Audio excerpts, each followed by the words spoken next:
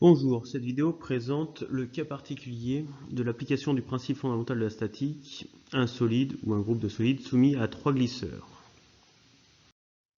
Donc, pour ces cas particuliers, nous allons nous appuyer sur un système mécanique qui nous servira donc de support, qui est ici un sécateur électronique.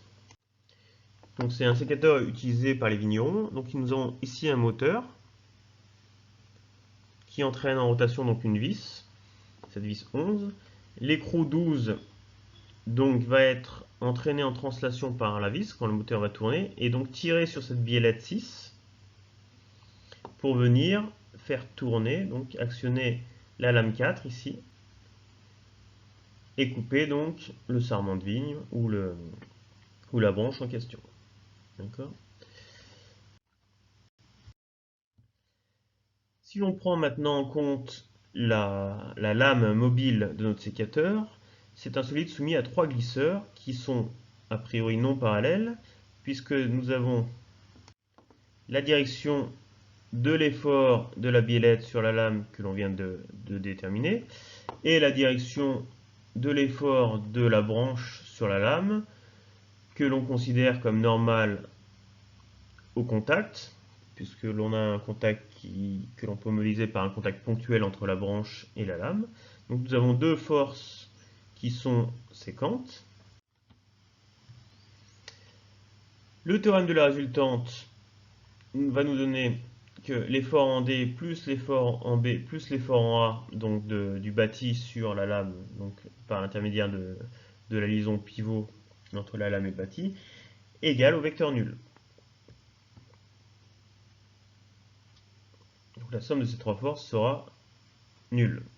Donc, géométriquement, la somme de ces trois forces devra nous donner un triangle, donc une forme géométrique fermée, avec trois côtés, et de telle sorte que le sens des vecteurs nous donne une somme de vecteurs nulle. Donc la somme vectorielle des trois forces est un triangle. Si nous, maintenant, appliquons le théorème du moment statique que l'on va appliquer au point I, donc intersection des deux directions des efforts connus, nous pouvons déduire que la somme des moments est nulle. Comme le moment I de f de B est nul puisque IB est collinaire à FB, de même pour le moment I de FD puisque ID est collinaire à FD, nous en déduisons que le moment I de FA doit être nul, et de la même façon que tout à l'heure, que AI, le vecteur AI, et l'effort en A sont collinaires. Donc nous pouvons déduire la direction de l'effort en A.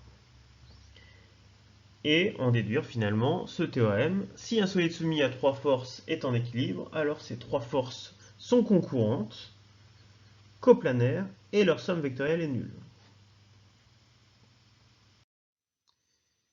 Voilà pour ce théorème donc d'un solide soumis à trois glisseurs.